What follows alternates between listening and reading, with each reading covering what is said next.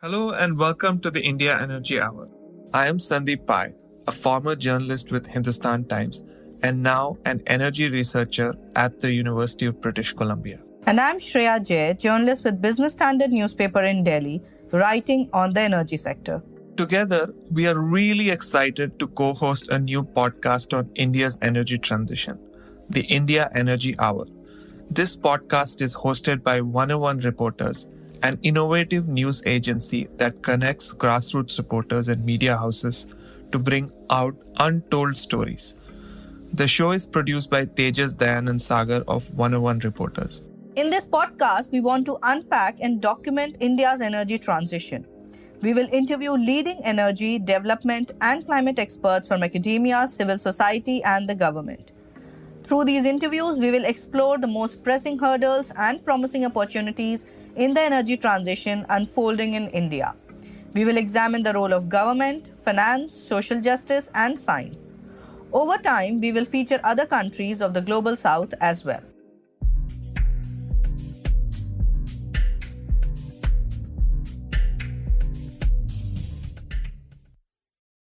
COP26, which is the world's biggest climate change conference, is only 2 weeks away. Policymakers from over 200 countries will gather at Glasgow to discuss how to move forward with a more ambitious climate agenda. We at the India Energy Hour are really excited to publish 2 episodes focusing on COP26. We have interviewed 2 eminent guests who know the ins and outs of COP meetings. This is the first of 2 episodes.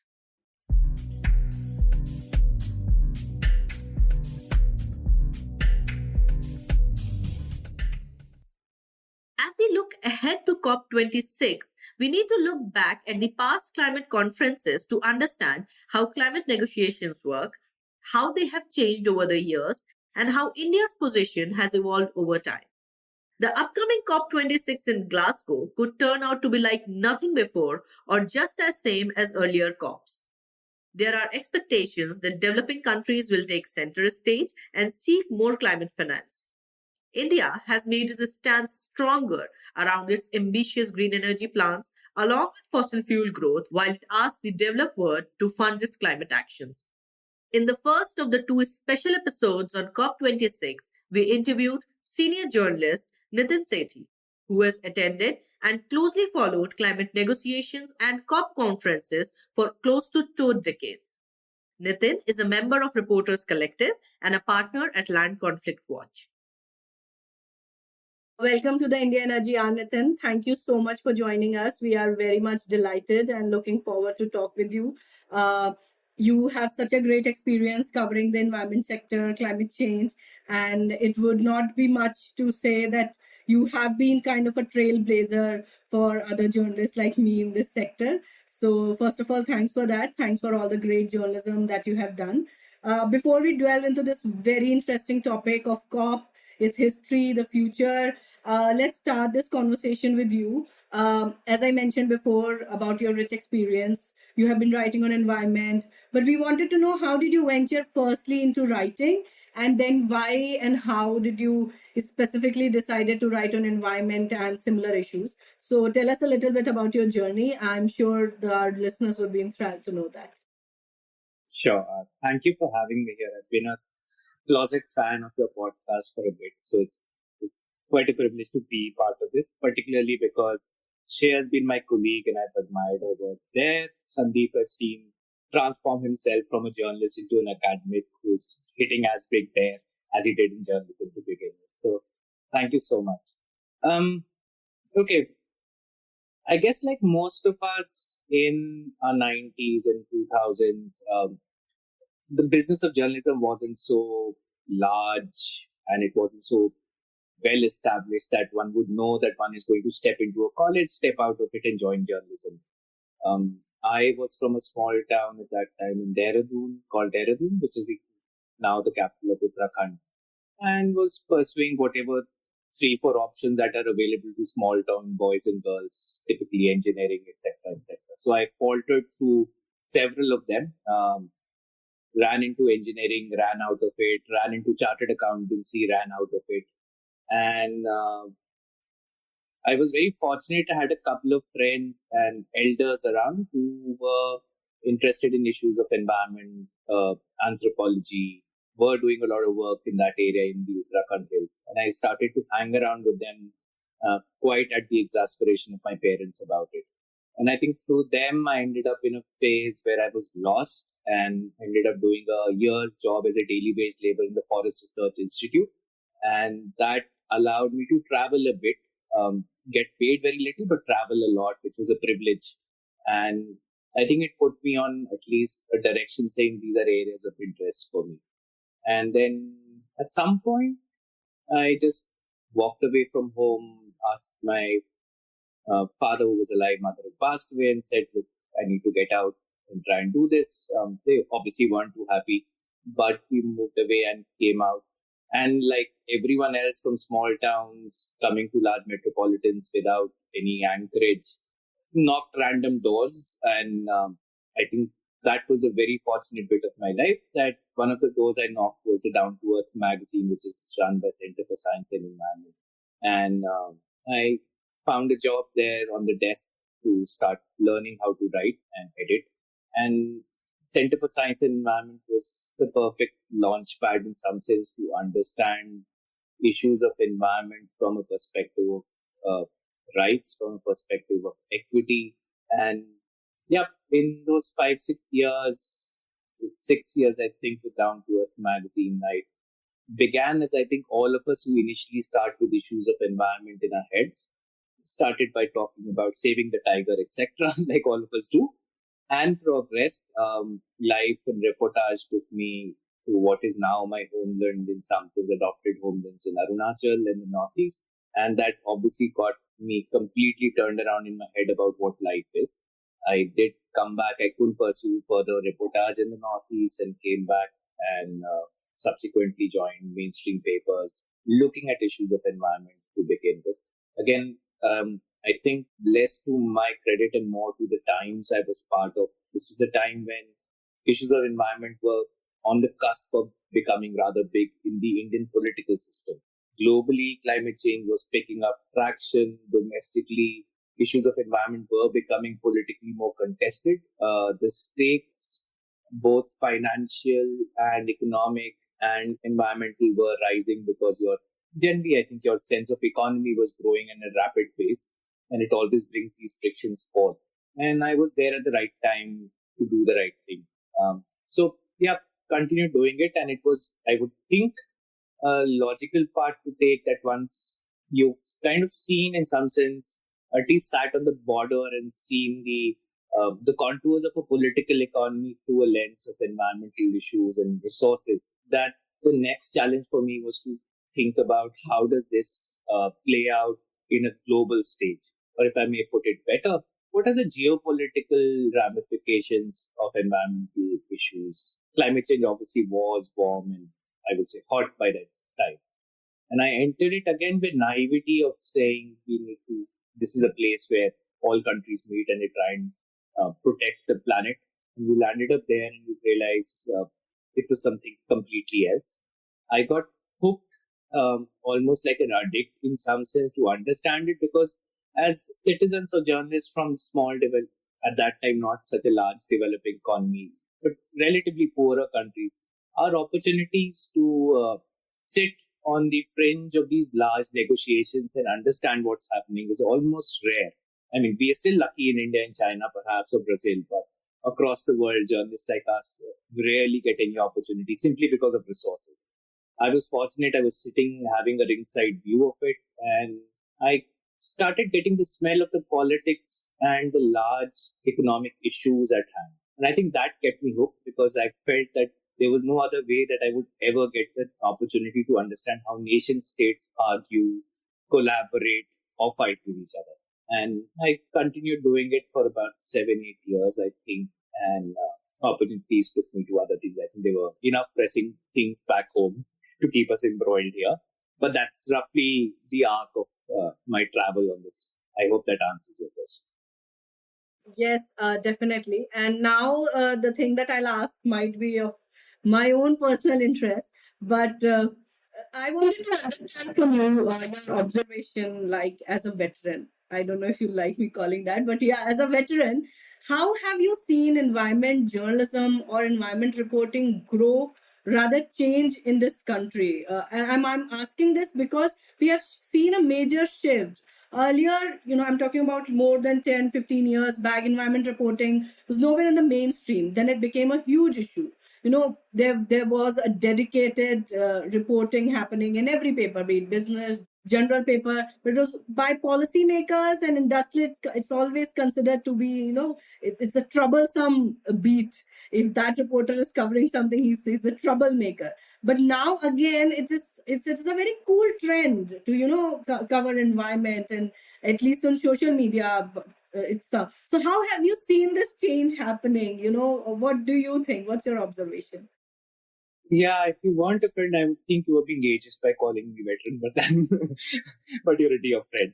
I'll try and answer your question in two parts, or actually bifurcate it into two questions. One is, how is the Indian journalistic fraternity responded to questions of environment, which are domestic in nature? And two, how have we evolved to cover issues which are global in nature? Say, it can be climate change, it can be other issues which also transcend boundaries and require head breaking by nation states against each other. And I think, for me at least, in parts, these are two different stories to tell about the nature of Indian journalism. I think in the first part, you are right that till maybe early 2000s, every large paper would have one journalist who would roughly cover an area of environment plus 40 other beats. And it was also typically how patriarchal we are. It would be a woman would be asked to cover because this is a soft field.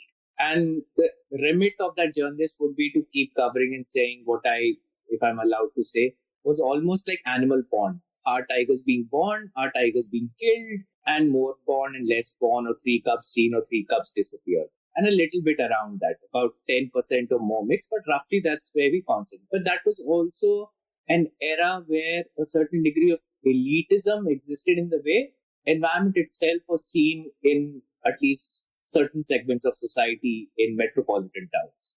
I think as the overall politics in the country changed, I mean, this is the time where you're also seeing democratization of politics, where a central regime, say Indira Gandhi's regime, is breaking down. You're seeing more decentralized polity arrive. You've seen a different set of leaders from different communities take front stage relatively. So the entire business of how you saw the world changed. And therefore, a lot of people emerged in the country who saw the questions of environment very differently and found the answers to it very differently. And I think that forced, and I like to use the word, that forced Delhi journalism to also respond to those questions, which were being asked very hard. To give you a very typical example, in the UPA era, suddenly the question of rights of what we call Adivasi or tribals and other rest of the world calls indigenous people, forest dwellers, it became such a critical issue that it would decide the fates of state governments. It would decide the nature of our politics itself. And this was not because suddenly you had some very progressive leaders in central parties. What you had were really fantastic voices from different communities who were getting strengthened and able to rattle the government enough on these issues and say, if you don't do this, we can damage your political interests. So I think we learned to respond to these questions. All of us were blind to this. I mean, I came from a town where, as I said, I was also looking at whether tigers are born and whether this, at best, I would say, let's look accurately at the science about tigers being born. But we wouldn't go beyond that. These leaders from societies, I think, forced us to think of questions that we were stupid and naive enough not to have answered or thought about in the first place, simply because of the privileged places we came from. And there, at the same time, that's also the period where you're seeing massive economic growth of a particular kind, where there is a disparity happening, yet there is enough income generation happening, which means there's a greater pace of industrialization happening due to the same phase. And that brought your people holding resources, or at least people who should have held resources, at greater contest with industry that needed those resources, or a set of economy that needed to consume those resources. And those kind of conflicts also came to fore, and it was impossible for us not to cover it. I think only the fools amongst us lost that grain when it appeared on our screens. I think most environment journalists were passionate, continue to be very passionate. So they were able to catch on to that things are changing, the arguments are changing, and they latched onto it to varying degrees and based on varying opportunities that they got. There, I think it's still, while it relatively matured a lot, it still gets stuck at the point that most of us who write on environment, like most of us in journalism, come from a certain class and caste. And that prevents us to take that leap of faith to address these issues from a point of view which is not the safety zones of our mental capacities. And that, I think that's where we stuck today in journalism. If I can use 2 minutes to give an anecdote that a friend of mine gave, I was traveling in Karnataka in an area called BR Hills, where a community called Soligas live. And they live inside the forest, inside villages which are chained off, where they need permissions to walk away from their forests, from their own village to even seek medical help. They need to have written chits, etc. And this is relatively much better than what they were 30 years ago. And just by chance, when I was there was another friend who's a young Naga leader. He was also roaming around the hills at the same time. And I was looking at this as a research story. I published at the time, Shreya, you and I were working together in Business Standard eventually. And I still remember that friend of mine absolutely pissed off with the way I was thinking about the story. And he said, you're still saying these people have got better opportunities. The question you have to ask is, do they have the same civil rights that you and I have? And from that parameter, if you question everything about environment, and if you say every Indian citizen, regardless of their tribe, caste, community, has equal right over resources and equal right under the constitution, then you start writing your story differently. And I think these were learnings that haven't come to us easy, simply because we are not from the background where we needed to suffer, in some sense, a second-grade treatment, either for protection of environment or for destruction of environment in some sense. But we've come a long way. I mean, I must say that if you look at the younger breed now, I can be ageist and say, look at the younger breed of journalists in Delhi. I'm not even talking the rest of the country, where I think people have been far more progressive for far long in different languages. But in English journalism in Delhi or Bombay, I think the needle's moved. The younger lot is much more well-read, at least is aware of the right keywords to use. We weren't even aware of the political correctness of these things. So it does help you a little. As you said, maybe it helps you a little. It doesn't help you all the way because you haven't read as much or not gone into the depth. And unfortunately, internet-based journalism doesn't give you that space to do it. But they're far more tuned to these issues. And I think there's far more passion than it existed 20 years ago. So things are moving. I think some things in this business will not change unless the kind of people who are in this business changes. So I might, in my head, have progressed over 20 years and from being a complete buffoon, become half a buffoon. But if you want an intelligent person from another community, you have to bring the intelligent person from another community. And I think that is a generic problem with journalism in India. It's traditionally been there. So I won't credit or blame environmental journalism per se for being very unique in that sense.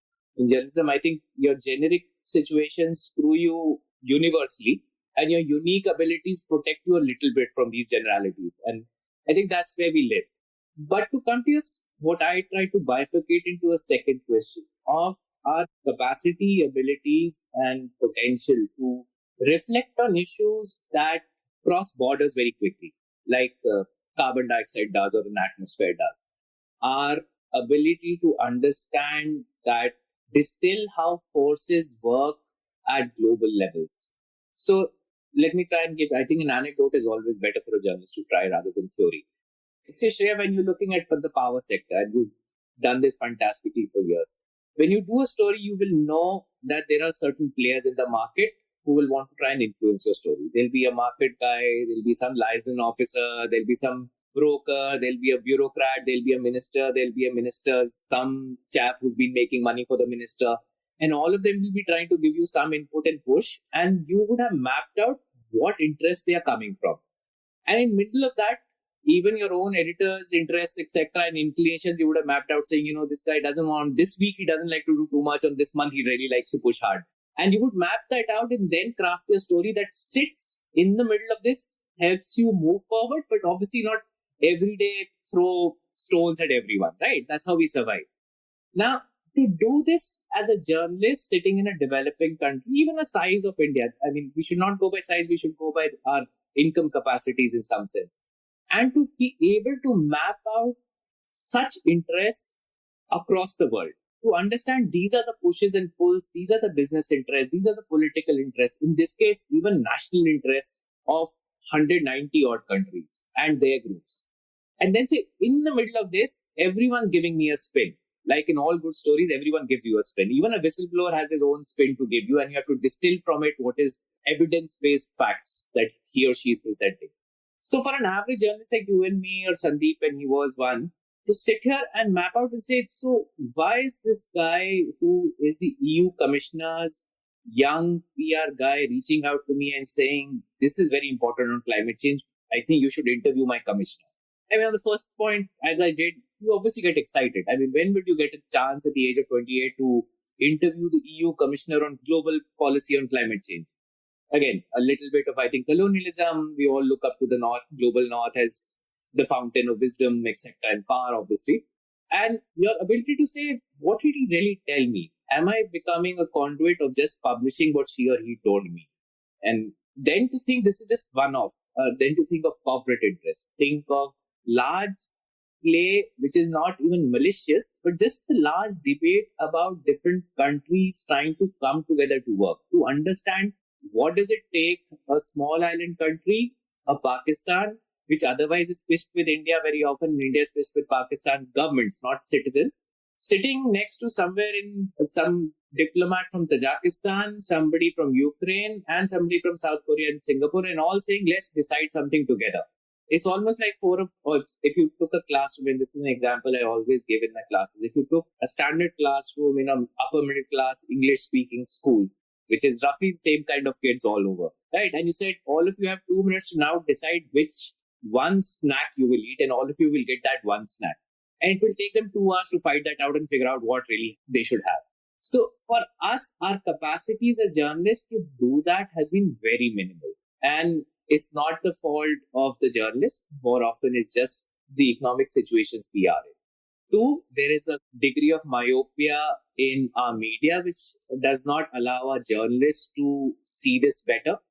3, I think there is so much inundation of public relations push, what in the climate change world is very politely called comps. You'll hear this word floating around all over. There is such a global surge, and fairly so. There should be. I'm not blaming them for doing their job, but there is such a humongous surge of noise on this issue that journalists in developing countries to have the resources, the capacities, and the support to distill through that and say, at least for me, this is my truth of it. And I can promise you, an African journalist's truth of climate change will be very different than an Indian journalist. Forget an American or a European journalist. And partly, I think we've also been silly. We've also not been mature enough to grapple and realize that the climate change conversation is not about some esoteric idea of some carbon molecule in the air. That the other side, which says, Shreya, you would understand, and Sandeep understands now with his PhD, I'm sure he did when he was doing his journalism, is the other side of this coin and more powerful, influential side of this story is that this is a conversation about how do we use, consume, sell, buy energy across the planet? Which society, which country uses which kind of energy?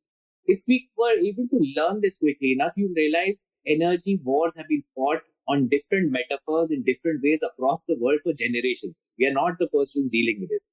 With great crudity, little physical wars have always been fought over the same idea of how do you control energy. To me, climate change is really another language where you are debating how energy forms will be controlled, consumed, sold, and bought. Unfortunately, and this is the second part where the blame, I think, largely goes to the myopia of our publishers and editors, because they come from an area where they didn't need to perhaps grapple with it, or some of them are really stupid editors, I think. They never imagined that it requires a team of somebody like a Shreya and a Nitin to work together on an issue of climate change. Because I could bring my lens of rights, nature, but you could bring that depth of understanding how does the bloody grid work at the end of the day. It's fine that somebody says, let's put up 500 gigawatts of renewable, but it will need a share to say, well, solar only works in the daytime, darling. What's going to happen after that? Now, unfortunately, it's the burden of responding to this complex game of the power sector, the energy games, etc., has been left to this poor chap. Now, I don't call myself that, but I remember being completely bamboozled by the amount of learning one had to have to understand what is a grid. One had not as a journalist seen more than something like a substation behind your house. And your parents must have shown you someplace that this yahan se bijli aati hai. So we've not dealt with these issues. I think it's really sad because for a country like India and for many other developing countries, the consequences of not writing on it carefully are immense on your societies, on how your own society leaders start looking at it, because they are, unlike the rest of domestic news, I think on international news, they are really looking up to you and saying, you are the one who's gone from India and covered this. So you please tell us what's really happening. And I think we've miserably failed. And I mean, I'm as much guilty of it. I think I've progressed a little. I've had great opportunities and great mentors across the world to help me. But largely we failed. And much of the blame for this, I think, goes to our editors. Some of it we need to shoulder for ourselves and saying we've been very happy getting a junket to Europe and US and coming back and saying, look, I'll tell you how Europe is saving this particular seed. I've also done this, I must admit. Or going somewhere and saying, let's look at the polar bears and come back and write about how great American research is happening on how to save the polar bear, etc., etc. It's fascinating. I mean, I would never get the opportunity to do it. So obviously I'll fall for it hook, line and sinker. But there's a loop after which you need to come out of it. And I think most of us haven't. Some of us who did got shunted out of those spaces because it became terribly difficult for our editors. It became terribly difficult for our governments, who suddenly found that there were some people who could look through diplomaties and understand really what the games were. We could read the documents. I still remember, and don't laugh too loudly after the anecdote, I was given a fellowship to go and cover, I think, one of my first international meetings, negotiations on climate change. And I was quite happy. I mean, small town bugger ending up going to Africa. How good does it get? My family was proud. Everyone was happy about it. I reach Ghana, enter this large convention hall, and I'm sitting there. I'm a day late for whatever reason. I'm sitting there and I can't see anyone. Whereas I was told there'll be 30,000 people, and I can't see more than like 100 people roaming around in the large room. And there are other people as lost as me, a couple of other developing journalists and some other people from southern world roaming around completely like headless chickens. And I keep knocking and asking people like, so where is this big conference happening? And you can see people rushing in and out of shut off rooms, but you can't see anyone in open space. And I spent 8 days like that. And I came back after 8 days thinking this bloody meeting actually didn't take place. It's just that I couldn't tell it to my editors. I couldn't tell it anyway. So I found some of those typical press releases from Europe and US and some press conference happening of some chap. And I wrote down, this guy said that lady said that. Obviously, being an Indian journalist, I most prominently said what the Indian minister said. Right. And that was the end of it. And it took me 2 or 3 trips to realize how these negotiations happen, where they happen, why they happen. And I was completely lost. I mean, I'm so shameful if somebody takes out those stories from that era and looks at it. It will be the greatest embarrassment I've ever faced. And it was simply if I look back and say, there was absolutely no support. There was nobody telling you this is what you do when you go there. And you were just running into it. Some of us got lucky. We found great mentors, not just Indians, but abroad. Many great solidarity from leaders from other developing nations who almost like took us by a hair and pulled us by a hair and said, come, we'll teach you. And that's how we ended up learning. But it cannot depend on just fortitude. I think that's the sad bit, that it cannot be that if Shreya wants to start covering climate change today, she has to find an old fogey from 7 years ago to say. That general capacity to understand after 10 years of hard negotiations should exist in at least the journalistic fraternity. And I think there we failed extremely miserably. And the last bit of this, and this is the bizarre bit, I think a lot of my colleagues do not like me for saying this in the fraternity. And Sandeep was very right, and you were that, I think you were saying this, that a lot of environmental journalism by default is antagonistic towards the state. Because you are on the side of the divide, you are protecting a resource which necessarily needs to be depleted to some or great extent for the economic growth. but you're like the bulldog defending your territory, right? And in that defense, you become this very antagonistic character. Across the world, it's not just India. I think in all developing worlds, you find environmental journalists are passionate people. They're greatly antagonistic at times. But when you start grappling, and in India's case, the last 10 years has been a great turmoil, or 10, 15 years of environmental writing has been great turmoil. You contested against governments with your stories. You've been chucked out for those kind of stories, etc. I mean, there's a fair, palpable anger against the state for what you face individually as a journalist when writing on environment. You get the kind of snarky remarks from ministers that others will not very easily get. You'll get shot out of newsrooms overnight for having done one story, etc. It's very fair that somebody gets angry. But when I report on issues of climate change globally, I'm unable, therefore, sometimes to distill and separate and say there the play is between different nation states. And another set piece that a great gentleman who passed away, Martin Ford, gave me as a piece of advice. I went with the same naive idea, saying, at that time, I think it was some European head of state who was talking about the rights of the indigenous people in southern countries. And obviously, I was enamored. I've lived in Northeast, I've loved life in Northeast. So, to hear somebody in an international arena suddenly say, indigenous people's rights should be protected when we address climate change, sound like, oh, such a great gentleman. And then Mr. Kaur was sitting next to me and he become, in some sense, a very gentle mentor. And he came up to me and said, Nitin, and he was Malaysian, so he had a Malaysian toration to his English. Nitin, if your prime minister does not care about your people, the prime minister you voted for, what makes you think a gentleman sitting in Europe that you don't vote for, whose life does not depend on your safety, is really bothered about your people? Why are you more impressed with him than your own people? Like, where is this sense of madness coming from of why another country's head of state will allow his country and his citizens who vote for him to suffer to safeguard the interests of your indigenous people? She said, and I still remember he and his this lady called Meena Raman, we were sitting together. And Meena turned to me. Meena was more cheeky the way she dealt with journalists. It still is. And she turns to me and says, don't you want to think a little better? And I say, yeah, maybe I should. And then she hands me a couple of documents. Say, read these, come back tomorrow. So I think for a lot of Indian environment journalists, distinguishing that the global arena of fights over energy are very different than the fights we have to have domestically, which our constitution requires us to have.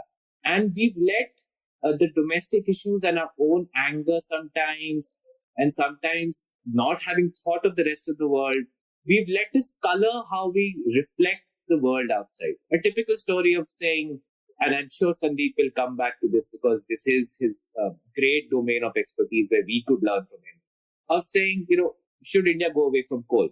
And can I have a dual voice as saying, I might want that within India for my citizens and my people, but do I want US to have a handle over my energy sources? And these are two very different power games being played. And I think there, again, I won't blame the community of journalists, but I think we've fallen really short. And we've not able to overcome our limited worldview to see life outside this little domain. And it's unfortunate because I think all of us are capable of doing much better in this area. It's just about getting the right buttons pushed in your head to start thinking differently. Thank you, Nitin. This has been a fantastic primer and an introduction to both how environmental journalism and journalism in general has been in India, but also you provided really interesting anecdotes from COP and other interests of how that journalism is placed within the larger scheme of things. I'm really excited to get into the topic of discussion today. We really want to understand COP as you have covered it over time and India's position, but we also want to get into what you think would be some of the issues in this particular COP, which is slated to happen very soon. So let's start with the first sort of question. Tell us, this, as you understand it, how India's position has evolved over time in these negotiations. Maybe provide some great anecdotes. I've been really enjoying your anecdote. So yeah, go for it. I think, and this is true, in my view at least, it's true of all relatively mid-size or large-size economies which are negotiating at the COP, that their positions have relatively remained consistent for the last 2 decades. Their logic of why they want to drive the negotiations and the global agreements on climate change at a certain pace and in a certain direction. I think that post 90s has not changed. It's got accelerated, deaccelerated, shifted off 5% left or right. But more or less, these large countries, regardless of the kind of regimes they've had, whether the US has a democratic regime or a Democrat or Republican regime, whether it's a Trump at the end of the day or whether it's Mr. Biden now, you might see these aberrations of somebody saying, I'm going to walk away from the negotiations like Mr. Trump did. But the fact is, at the end of the day, 70% of US negotiating team remains the same. They carry a historical understanding of why they need to take their country in a certain direction. Mr. Trump might think of an extreme way of doing it. A Democratic president might have a pretense of being more progressive, but will roughly take this country in the same direction. And that, I think, has been true for all large countries because they've had an institutional memory. There's a deep understanding, whether we like it or not as citizens, of where they believe the country's economies need to go and at what pace they will develop. And at that pace, how much energy from what sources would potentially be required. And roughly countries have almost a set match of where they can get their energies from, either internationally or domestically. So they're playing almost like the Indian budget, and Shreya will understand this perhaps more than both of us, Sandeep. It's like the Indian budget where 90% of your expenditure for the year is almost set because it's going to go in pensions, etc., etc. You're playing with 10%, but the finance minister makes hell lot of noise out of that 10% expenditure. The entire budget speech is built on that 10%. So I think all countries when working on climate change globally have done roughly the same. Almost roughly where you want to go, how far you will be able to go in 10 years time, 9 years time, you predict. Again, countries, developing economies have a higher risk of going wrong on their projections of how the economies will change. The nature of economy can completely shift. You could move up from agriculture into largely service sector driven economies like we have partially, or you could become like a Singapore, which completely goes dependent on service sector economy. Or you could become a China where your manufacturing sector suddenly leaps up. Now, while all of us have some visions and leaders have some vision of their countries, these things suddenly there can be path-breaking edges in some way. But more or less within that framework, a 10-year trajectory or 15-year trajectory is very easy for a bunch of people who've been running the country to figure out where the energies will come from. Therefore, when they negotiate they're negotiating knowing that this is not going to change. Your language might change. You might have had a Yeb Sano before from Philippines who asked us to do more. As a Philippines diplomat, you might have a Greta Thunberg now as a young activist asking us for more. But the history of nations' economic emergence is not altered by any of them. And that's true for India as well. I think India's understanding since the 90s, post-liberalization, where growth patterns of a certain kind became visible and in the 2000s became more clearer. It might be off the mark, but Indian administration, I'm not talking about the citizens, we are clueless, but at least the administration has a good sense of how much energy from where it will come and how far we'll go and how much we'll have to expend on that. But all countries know, and this is not to blame anyone for being an evil country or a good country, but all countries know that the climate change is something that requires them to alter this game a little. That it will not be business as usual. I think all of them know very well. Some may be sounding more progressive, others less progressive, but in their heads, they've captured this very well, I think, by now. But they look at it saying in this large game where if the energy game is to shift between 193 countries and all of us have to agree collectively to that shift, how much can I move in a year or how much can I move in 5 years? Keeping that, yes, there's roughly something called climate change that I must keep addressing and quick start making these shifts. Obviously, any country with a greater resource package available at its dispensation, just liquid cash at times, or investments available, or capital available, is able to make a larger transition, is able to, unless resources of energy, like if a country in Europe does need Russian gas, they're stuck with it, regardless of how much money they have. Or if somebody needs Norwegian gas, they are stuck to that. Or a small island country which is dependent on European economies for tourism to claim to be victims of climate change, then they're stuck with that game. It cannot change. And it's not as if they don't want a choice, but that's the nature of the global politics. Within that, India, I think, and a lot of large size, low income countries, I might call India. That's what we are in some ways. All of us, I think, collectively understand, and no diplomat will say it on record. All of us understand that this is a game of attrition for developing countries. That in the long run, you will be bludgeoned enough to reach a point where your economic resources are pinched by a global regime which is still iniquitous.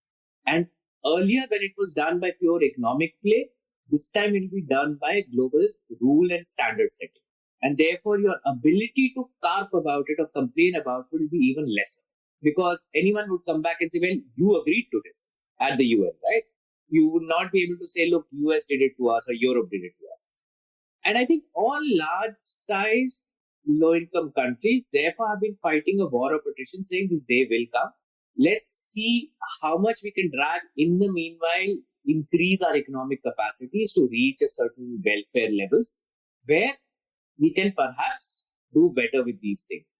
Because I think there's a clear admission, and I've seen this streak innumerable diplomats from across southern countries who, when they sit down at the end of the day, are very clear that they're not getting a penny out of Europe or US.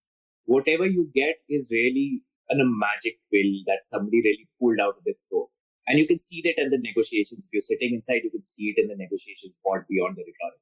And in that, it's clearly understood that whatever we have to do, largely it is going to be from our own resources. And we will not get the technologies cheap. Those will be sold to us. Your best bet is to wait long enough that the technologies get cheaper, just by default and the mass propagation of those new technologies. And you play this game of attrition by moving an inch every 5 years. Because the one who is supposed to move a foot is also moving only half an inch. So you say, for me, if the chaps in the global north are supposed to move a foot every year and they're moving half a foot, it's fine if I move an inch. And everyone, all countries around us build their rhetoric to argue and pretend as if great leaps of faith are being made every year. And which is why average citizen gets bored and bitter and angry, saying, why are you going on with this nonsense?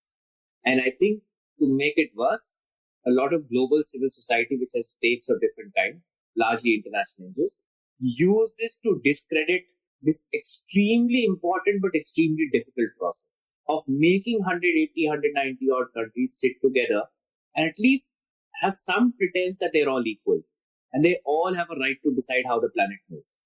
It doesn't happen in practice, but at least have the pretense living. In Hindi, there's a phrase called "Aankh ki sharam to rakh ke talye." At least at the UN in these negotiations, wo aankh ki sharam hoti hai. And I think the global NGO system has really tried immensely to discredit this difficult task. I don't envy any diplomat who does this. I don't envy anyone who tries to grapple with these issues and tries to bring any substantial change for all of us while still taking care of their national interests. And that India's, I think, understanding is simple. I haven't seen it change. That we will move steps. We are moving steps at times because of other geopolitical reasons. We might move steps that we shouldn't perhaps also. We'll make those steps, but there's a clear implicit writing on the wall that all the steps you're going to pay for. So figure out how much you can pay for today. And that judgment call might be bad or good. We can always have a debate saying, should we put more capital investment into long-term sustainable growth or for Manrega today? Should we provide nutrition today or should I provide more 100 gigawatts of solar tomorrow? Because the kitty of money that you have is the same. In an annual, this is the size of GDP, this is the size of revenue for the state, and this is the amount it can spend on certain things. So it has to decide. So I think there is consistency.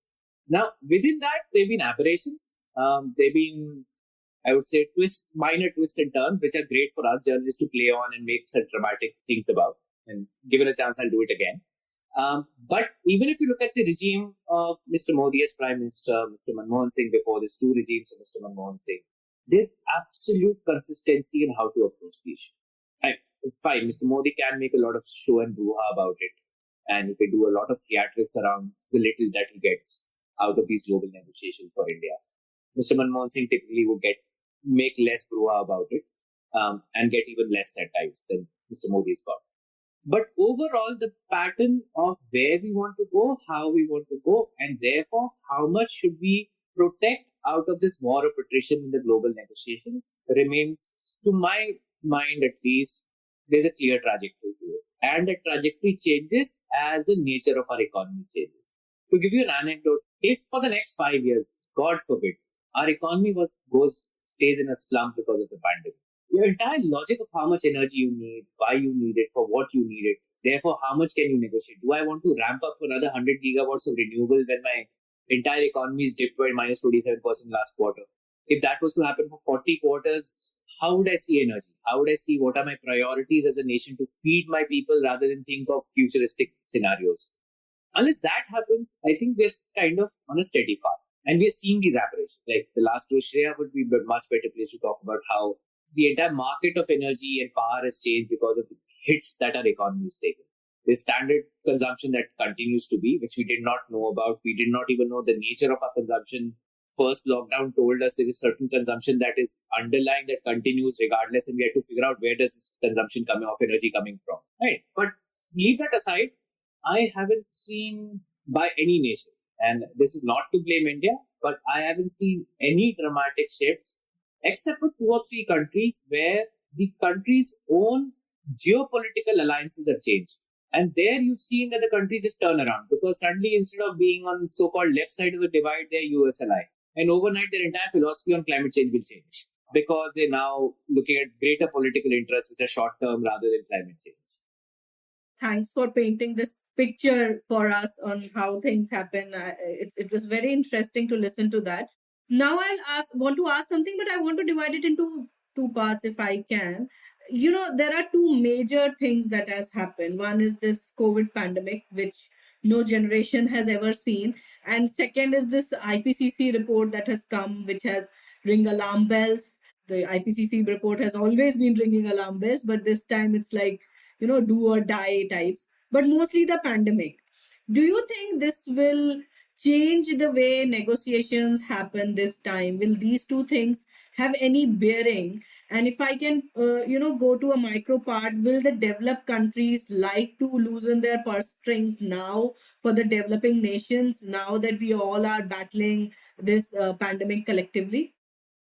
Again, it makes me sound like the old cynic that you made me sound like using the word veteran.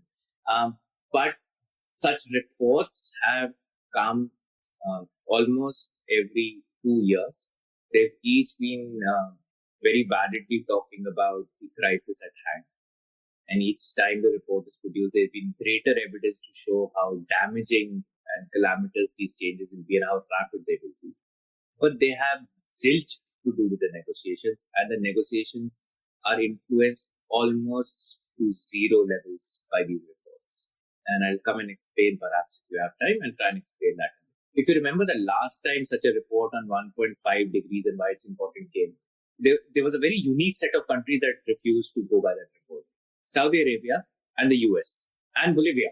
Now you would wonder, how do these 3 countries reject this? I mean, their logics are different, their claims of who they are is very different, but these 3 countries rejected it. US went overboard in rejecting it. Saudi Arabia at least surprisingly was very polite in the way it tried to reject the report, saying for technical reasons we don't want this, etc., etc. And very valid ones, I would think. US, being under President Trump, was as crude as it could get in rejecting it, bludgeoned the report out of records of the negotiations. Bolivia had a very moral point to make, that this report is incomplete, that it's talking about the crisis at hand. It is not talking about how much resources are required to address this. If you keep harping on, and I think it's crazy, of what we think and we are told are moral voices in these global negotiations. We always fall for, or I have also, small island countries and their physical threat of climate change to them. They've always in global media seen as the moral voice of climate change. If you actually read the conversation they have, the negotiation they have, you'll find, what happens inside these closed rooms is completely different than what each one of them is saying outside, including India to some degree. You'll wonder who is the moral flag bearer of this conversation inside the room. Everyone is outside. To me, neither the pandemic no such reports push the needle more than a micromillimeter that you and I will not even notice every year. And there are again fair reasons for it. It's like, say us three were living in a village and there was a drought. And for 2 months, we were living off, say, one bowl of rice a day. I'm presuming both of you also have rice. And that's my primary. And then somebody says, look, there'll be another deeper drought. You will continue to have that one rice bowl a day. And somebody says this will last 3 years and you will continue to have this one rice bowl a day. And then I turn around and eventually say, so what are my options? Like, what can I do against it? And somebody will say you have to wait for the drought to end and then you can next time do water harvesting, right? And I'm saying, so then the game is the same. Whether it's 2 degrees or 1.5 degrees, whether the change will come in 75 years or 50 years, the challenges for an emerging country or a developing country or a southern country are roughly the same. Either some of your people are dying today of hunger, or tomorrow they'll die of other issues that climate change brings on. And your best bet is to grow and grow greener. The answer to 1.5 degree and 2 degrees is roughly the same. The answer is the same, that please give us the technology cheapest and fastest. We are not fools that we want to go down the same path that you did, but make it possible for us to do. The answers are roughly the same, that yes, we will need to adapt. There will be inevitable climate change for which we need money to adapt, to address loss and damage, as they call in the language. And we will need to transform our societies. And then I keep looking at the global north and saying, so which one of you have transformed your societies? You have 40 times more resources per capita, forget on a nation scale wide. So all of you are far more, bothered about this, more progressive. Your basics are taken care of. Your bread butter issues are kind of sorted to most people at least. So why have you not transformed? What stopped you? You're sorted. Most of your science is coming from your world. You are the ones most often lecturing us that you should not go down this path. But why is US still the 4th largest consumer of coal in the world? Why is so much gas being consumed in Europe? And if you sorted, why is Germany going back to coal after some 10 years of relative claims to progressiveness of wind and solar? So whether tomorrow, Shreya, somebody brought out a report saying that we should not allow it more than 1 degree. And we should not only address it in 10 years, we have to address it in 7 years. As a poor country, I'll turn and say the same. Right? The answer is the same. Give me technology, give me money, let me move, show me by example how to do it, I'll do it. But globally, it creates a pressure. It convinces the civil society to push the pedal and say, do more, do more. Unfortunately for us, and this is my perception, a lot of my colleagues in journalism don't agree with me on this. So take it with a pinch of salt. That the global comms that are played around on these reports influence us elites more in developing and emerging economies than it influences the citizens in Europe and US to actually change the nature of their politics. They might get very worried and say, oh God, what's happening? I mean, remember a year back, was it Sandeep, or 2 years back, there were riots in France when they tried to increase their energy tax by 2% or 5%, I remember. Some green tax they tried. There were riots in Paris streets and they had to back off right next month. So for all the progressiveness of global north, and I understand, I'm not saying that they're bad citizens or the worst human beings than we are. They come from their circumstances and they have a certain life they've lived for generations. It's hard to undo that. It's hard to move all the gears of a car. It's not like a transformer where you suddenly become from a robot into a car. It takes a lot to change the nature of an economy, the nature of a nation. Even if you have as immense resources as the global north does. I mean, I can still understand a small island country which is going to go underwater in 30 years if we don't change things. Now, what is their best bet? Their best bet is to say, this damn thing is going to happen. Neither the Americans nor the Indians nor the Chinese are going to behave themselves. They will continue down their path because that's what gives them wealth. Now, my best bet is to somehow have, at the end of the day, an agreement where I can get citizenship in Australia, US, Europe. Because that's my last good bet. Right? After that, I'm dead. And as a small island country of 40,000 people, I cannot influence US politics or shame them into doing anything, or China or India or anyone. So that's really the back of your mind. That's what you're playing for. They will not move the game at all. So he might, an average Barbados is still a very poor country, but they're rich, small island countries, which might claim immense things. This should be done, that should be done, and we'll also report them. But the end, they kind of figure out, 90% of the economy is linked to Europe and US. They also know it's not moving a needle. the best bet they have is to stand on top of the table and claim some moral right to scream at the average American president. But they'll taper down because next year their budgets will get cut. The support from US and Europe will get cut. So they know how far to go, how far the theater is allowed. Similarly, all of us. India also knows there are other global conversations we have on security, etc., which are as essential in the short run as climate change in the long run. An Indian Prime Minister will negotiate across all these to navigate and say, what should I do this year? I don't know if that sounds too cynical and makes you feel that therefore nothing will happen. But I've seen amidst this immense things happen.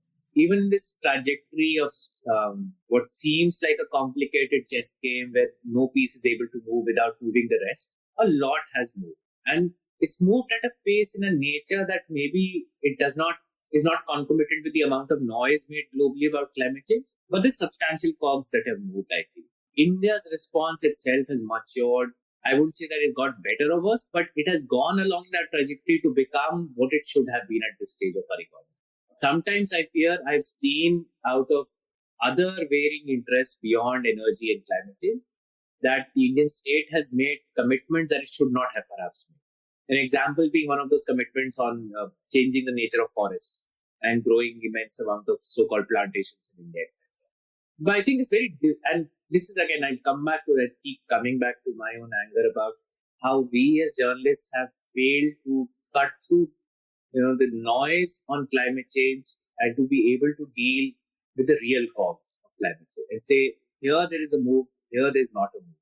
And I end with one anecdote. I remember when I came to the business of journalism, because it was Center for Science and Environment down to earth, there were fantastic conversations you could hear about environment from crazy characters, so knowledgeable. And one of them said, this is 2002 or something.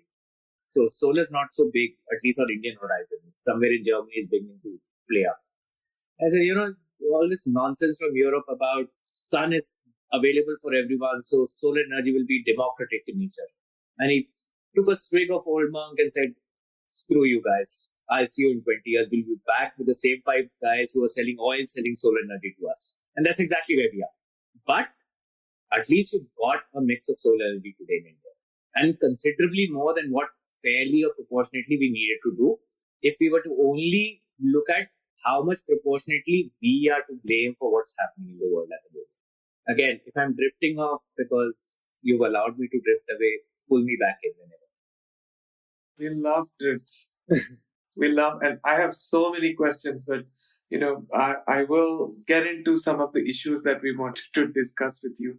But this has been such an interesting perspective for me also, because I also came from that journalistic, the same trap, but then my own thinking has evolved, and I also start to see whose game is what and a little bit of that. But anyway, let's focus a little bit on like some of the all contested issues, right, that this COP might see. And there's some of them are not surprises, but some of them are new, at least in vocabulary. So let's start with the net zero, right? The whole issue of net zero. I mean, India is one of the last large economies, or like relatively large economies or big countries that have held out and said that we are not going to declare your net zero. And after China, there's so much pressure on India to do so. And I personally don't think it's fair for India to do so. And that's my personal opinion, because, like if US is taking 2050 and Canada is taking 2050, how can India declare by 2050? So, but my personal opinion aside, do you think that this is going to play out in a very significant way in this COP, and there will be more pressure on India to declare net zero? So do you think whether will be more pressure on India to respond, and how do you think India will respond or could respond? So inside the negotiation, there'll be zero pressure. It will never even be talked about. And it's very easy to see. If you look at the provisional agenda for the conversations, the negotiations is up now. It does not exist. This conversation is a conversation that is political and which is made in global comms games again, to put pressure on nation states and their citizens to move in certain directions. In the negotiations, in the political speeches made in public domains, where you and I can sit and actually go and watch, This will be talked about. Some nations will talk about it. When the global civil society gets an opportunity, they will talk about it. When you're outside in the pavilions where the civil society sits together, everyone will be talking about it. Inside the negotiation rooms, there is absolutely no space on the agenda for this conversation because the diplomats know this much better, and we've been fooled too often by, I must admit, the global civil society as much as others in saying what is the important cogs in these negotiations. And we've been fooled to the hilt that it's shameful. I've had periods where I've felt disgust about how we've been treated by what people we thought were helping us create a better planet. And it's not as if they don't know what happens inside these rooms. They know, but the spin outside is very different. So inside the negotiations, there is a requirement for all countries to say, would you want to change and enhance your, so to use a simple word, targets for reduction in emissions, right? Most countries have done, I agree with you, Sandeep, a cop-out called net zero, which is a scam that we will all write about in 10 years. And you can see this pattern that was done about Kyoto and the CDM mechanism, the Kyoto Protocol and the CDM mechanism. Everyone said Kyoto Protocol, great genius, 5 years later, 10 scams, and then it shuts down, US walks out and nothing really happens.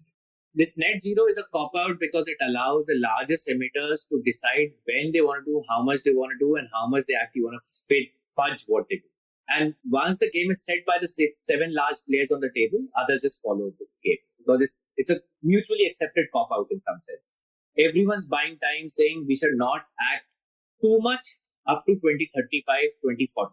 That much of the action would happen post that period is what the net zero game actually allows all large economies to do. Now, I'm sure you're just goading me to say this, you know this as well. India is very peculiarly placed even in the small subset of what would be large size, middle income, lower income countries. If you look at what are the other partners of ours in this bracket in some sense, Brazil, South Africa, Indonesia, China, I mean, it's just edging out of it. We still want to call it that. It's middle income, it's not lower income. The India's demography mix, its poverty levels, the sheer number of poor it has, the level of energy poverty it has, is uniquely worse than all of them. South Africa's per capita income levels, if you look at the GDP level, per capita GDP there, you look at Brazil, look at Indonesia. All of them are on a different trajectory altogether. Now, and we're not going into the history of economics and why we landed up where we landed up. But this stupid thing that I think partly our own political class and our own stupid elites in India have, constantly said India and compare it with China, it's made us actually believe in this whole stupidity. There's such a huge chasm between these nations, economic, political, social, the inequities in our societies, how far we have to go to reach the same levels of consumption of basic physical welfare. I'm not even talking about other issues. Therefore, for anyone to say China has done it, so should India, I really want to give them a thump on their ass for it. Because they're stupid people that we should not converse with. They're people who just fallen for this crap. It's fine if somebody like you and me who are naive idiots who like journalists floating around to figure out what's happening talk. But if somebody who says, I understand climate change, I understand economics and power games, and I've been to these 6 COPs, and still says this, he or she is a racketeer for me. We are at a completely different trajectories. And I completely agree with you. It would be foolish, immensely foolish and irresponsible, I would say, for the Indian administration to give and say, I'll give you a net zero target. And what would be, as you're rightly saying, what would be the net zero target? US is giving 2050, India will say 2090. What difference does it make to say 2090 or 2070? So in some sense, it's also a catchy trap because the moment India says something like that, then the global NGO community will climb on you and say, what nonsense? How can you say 2080? No, that should never be said. This is too far away. But logically, everyone will know if US, an economy of that size, the ability to shift so fast, is saying 2050. Where would a nation of this size with this amount of poverty, even if it had the most progressive leadership and administration in command, it doesn't, but if it had, where would it go? Compare it with China. How far would we say we will need to go? But is the catchiness of this phrase, which is used, again, the comms game in the climate change negotiations is the biggest game. The real hard work that happens inside is discredited a lot because of this comms crap. So inside the negotiations, there is very minimal or zero space for this. There are far more important issues which have to be discussed this year, which will actually ensure can we even do the little that we pretend to do with the Paris Agreement at the moment. There are, in some sense, Again, a metaphor I use very often is training people on these issues. If your UN convention is like your constitution, your Paris agreement is like the law book or a law that was written under that constitution. What you're doing right now is writing the rules to make that law really function. And it's the rules which will decide the next 5-7 years of how fast we can run. Or like typically happens in rules in Indian laws, they are the ones which will make you trip and make sure the Paris Agreement, even the pretense it has of being progressive, will fall apart far faster than you and I ever imagined. And to me, and I think to everyone who's seriously involved in negotiations, they all know that's where the crux of the game lies at the moment. This is where all the effort has to be put in. The rest is all a theatric around it. I mean, if everyone agrees that we aren't anywhere close to 2-degree targets by all the commitments we made, we aren't anywhere close to the financial, at least vague targets that they committed like 10 years ago, or 12 years ago, 15 years ago. Everyone knows, think suddenly because you say 1.5, tomorrow everyone will turn around and become a great moral person is not going to happen, right? There's a reason we haven't become so far, or nation states are not playing by morality. So just saying 1.5 will not change that. Everyone knows this. They will work to make sure that what's on the table gets sorted much better. Within this agenda, there are issues of immense importance. For us, very often buried in diplomatics and abstracts and languages that usually we don't understand. But those, sometimes even a sentence there can change the fate of a nation in 10 years. And those are at play there. And there are several of them. So, very interesting the way you have done that.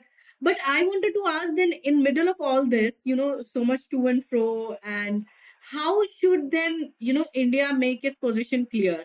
At least my observation has been that, the statements that come from the Indian administration has become bolder as far as my observation goes. We have now a very strong stance that net zero we are not committing, fossil fuel we are not retiring anytime soon, and I think it's right, as you also mentioned, we just electrified all our households and everything.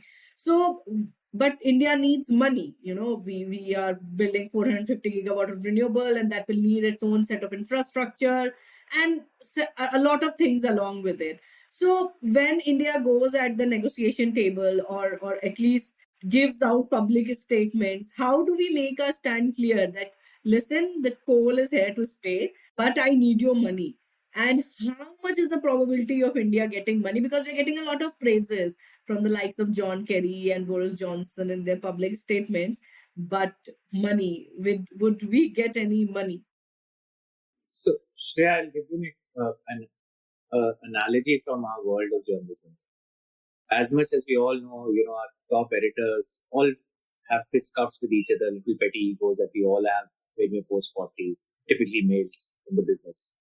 But when they're sitting with each other, they always praise each other and say, oh, fantastic, you are such a great editor. Heads of states are like that. When they publicly talk about each other, it's always a word of praise. There's no space for any head of state to say that guy's a bad guy. It very rarely happens. It happens in cases where nation states are really at war in some sense, large economic wars with each other, say Russia, US, or China or US. There you'll see these gentle abrasions. Otherwise, you don't hear this. Two, again, you can do this as a test for yourself or anyone else. You run through all the thousands of pages of negotiation text that will come out of the COP, and you try and look for the word coal. It will not be there. There is no reference to coal in that document.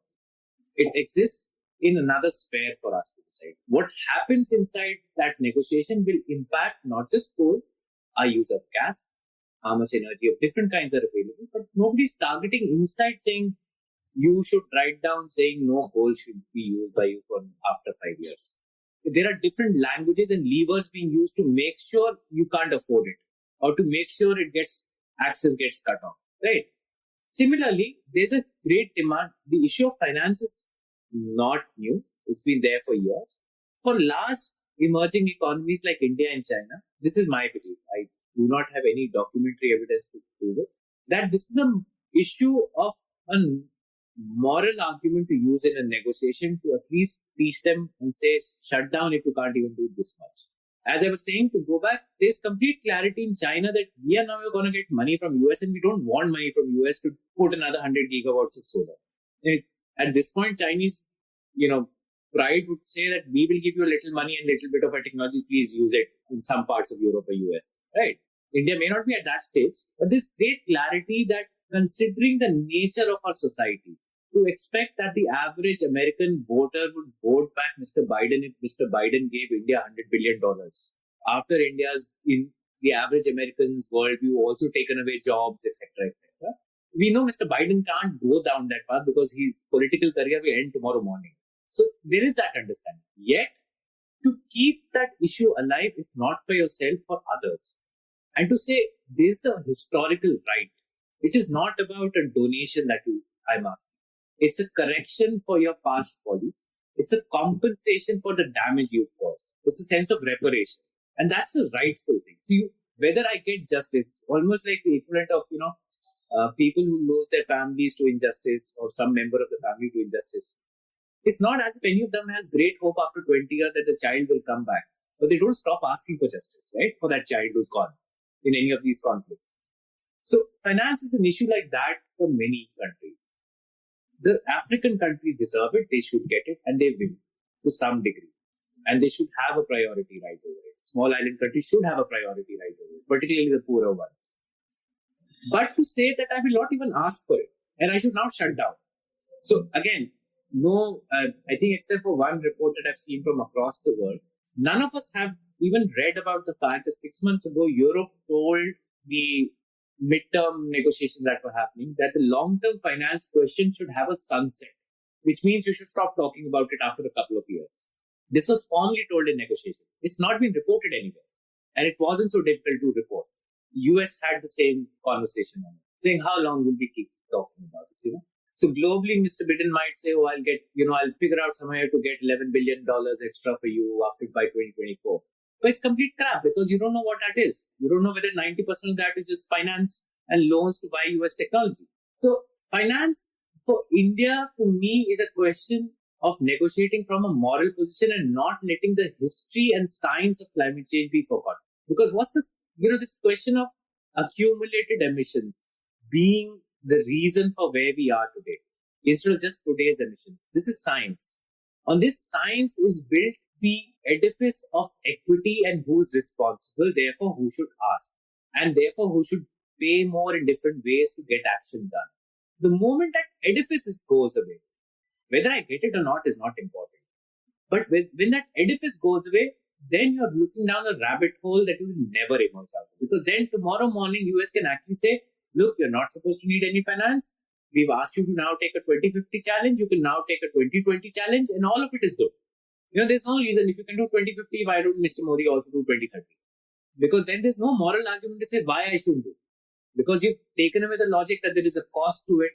So when, again, this is an old, in conversations on justice in tribal communities, this is very often, heard it in many of my communities, a phrase used. That when a big guy comes to you and says, we must do it at all costs, only you are going to pay the cost for it. That bugger is not paying a penny.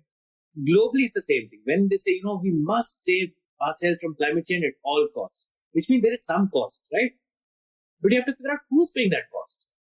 And the moment you figure that out, then you say that question of finance can't be chucked out the window, even if I never get it. Because I'll keep saying it and I'll keep working to the best of my ability with my inefficiencies, my decency, lack of decency as a government, whatever. If you gave me that extra penny, I'll run a little faster. But I can't drop it. But the fact is that at the end of this COP, Shreya, you might see a number floating. Some countries might come together and say, look, we've committed $100 billion. Now it will be available. It was supposed to be there in 2020, but by 2025, we'll somehow figure out something around that. It will be useless. Because till date in these climate change negotiations, the US and Europe has ensured there's no clear definition of what is climate finance formally. They sell loans as climate finance. They sell ODAs as climate finance. They'll sell deals where we have to mandatorily buy all their technologies at premium as climate finance. They'll say private investments as climate finance. And they've made sure there is absolutely no clarity ever on what shall be the globally understood term definition of climate finance in the UN system. Not by OECD on its own, on some other NGO by its own. Until that happens, all countries know this is a sham. But just because it's a sham, you will not let go of your moral right. And that's where this is. So to come back to something that you said, and I should point that out because I did not agree with it. You said that India's become quite aggressive. I agree with half of it, that the Indian government, because this is the nature of this government on all issues, it's become very loud, and some issues it just becomes crass. All governments internationally on issues of climate change, I have felt, have always lived about 40% or 20% away from the truth in their rhetoric. The global north is able to live 80% away from it. And India is beginning to go that side, where India's rhetoric is beginning to go to the point that I can shift away from I can run away from the truth almost a good 5 miles if the average American president runs 10 miles. But there's been a consequence of it for India. I think as a consequence of us being very rhetorical, by us I mean our government, not us, the global negotiations have figured out that it's easy to pander to this little ego and a little rhetoric of India and give them a little nugget here and there and get away with things which are more substantial. The Paris example being a perfect example of this. I'm not saying whether we could have had a greater perfect deal, much more balanced deal or not. But Mr. Modi and his team came back claiming we've done what this phrase that he said we've inserted in the Paris Agreement about equity, etc., etc. Sorry, I forget the exact phrase. But great phrase that we've been talking about for decades. He said inserted in the Paris Agreement. It's in a part where it's almost like, you're getting on a bus and some guy tugs at you at the back and say, hey, give me a penny. And you say, no. And you move on to the bus. That's the part of the Paris Agreement where this reference to equity exists. It was all by handing over something called the International Solar Alliance in some ways, where Mr. Modi could stand on a podium and say, look, I'm doing a great deal. So in diplomacies, again, this is not about this particular prime minister or others. This is the nature of diplomatic engagements. Too high rhetoric without having the power to fund that rhetoric actually makes you lose space in the real games that are being played. And we've lost a few of them. I must say, there's been, again, at least in the limited years that I've seen, I would give great credit to the Indian diplomats and negotiators who, despite the vagaries of their political leaders, still are able to reclaim certain good things out of this game. They come with great vigor. I've seen negotiators who negotiated till they actually got exhausted and fell on the ground, had to be taken out of the room because there were just 8 of them, whereas the US would come with 120 and they would be running around for 4 nights without sleeping. This government has not been particularly different in the decision it's taken on the demand for finance or that it will not let go of coal. This was actually first enunciated by the UPA government and then mildly diluted by the UPA government and further diluted by the NDA government. But overall, that demand that finance is central and that coal will go away in a longest run, not in the short run that you at some points think. I think this has been, at least I started covering it from UPA era, but if I look back into documents I have from previous negotiations, a dear diplomat handed me some old documents where we could see Indian positions. They've been absolutely consistent. There has no doubt about these two being the energy matrix that we have and the requirements and moral requirements of the negotiations have remained static. Mr. Manmohan Singh did not speak so much. So, one would presume, he's not so hard fast. He did, when given a chance, he would also give in his cards to the US administration very easily. And to great shame.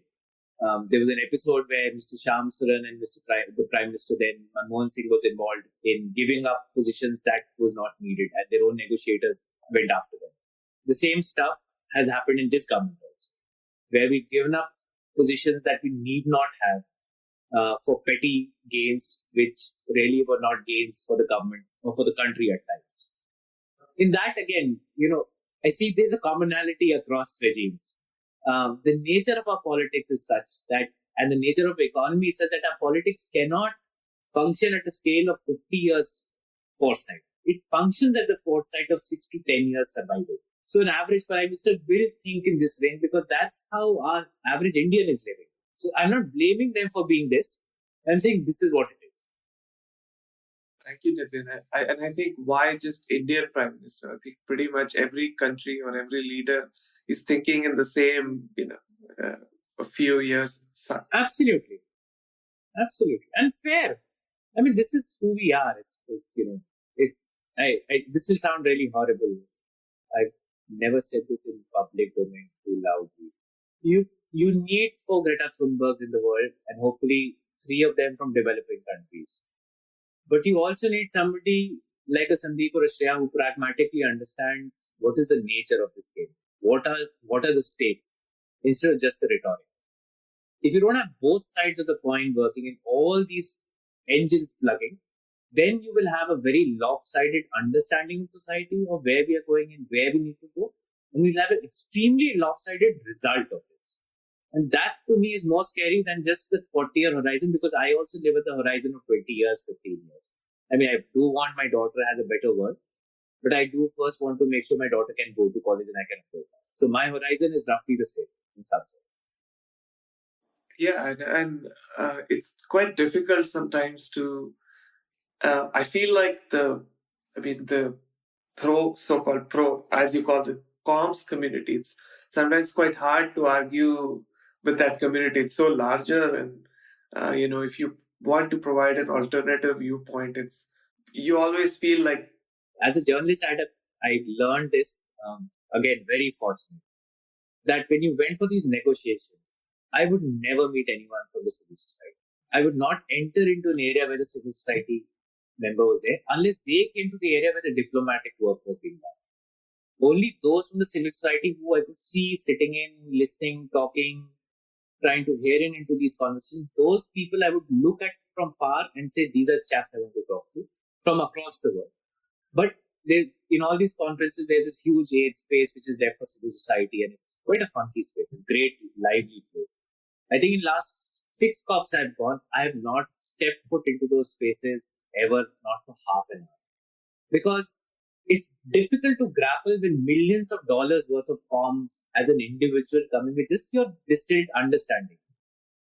And why should I waste my time? As an academic or as a journalist, my job is to bypass that rather than fight it.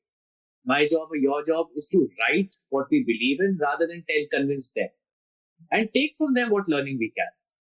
But I'd rather spend the limited hours and resources I have to track those very difficult to catch diplomats and get 10 seconds from them after 2 nights of, stalking them. Then spend 2 days sitting with civil society members who are saying the same thing, 1.5 degree, we must not act. Because I've heard that. And I agree with that.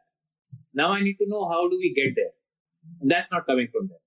That's coming from these, unfortunately suited, booted guys who are difficult to access. And as, again, both of you been journalists, she is and you've been, it's difficult to access those in parts and come out and write those facts. It's easier to go to the victim all the time for all of us. It's much more difficult to go to those in power and question them properly, have the knowledge, the gumption and the resources to question them.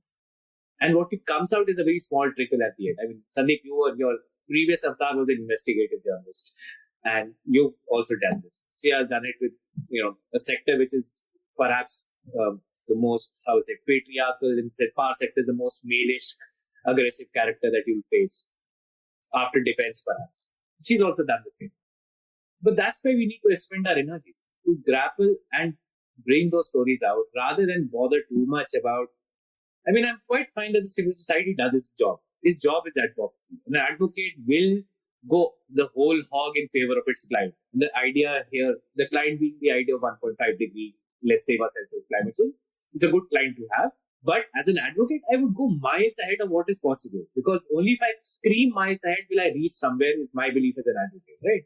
So when I go to a court, I demand everything under the sky for my client. I hopefully get 20% and I get some money from my client for it. So that's their job. I have no problems with them doing their job. I have problems when we stop doing our jobs and start listening to them too much. It's very great. Thank you for sharing all these thoughts with us. It is amazing. Thank you, Nitin, from my side too. It's really been a fascinating.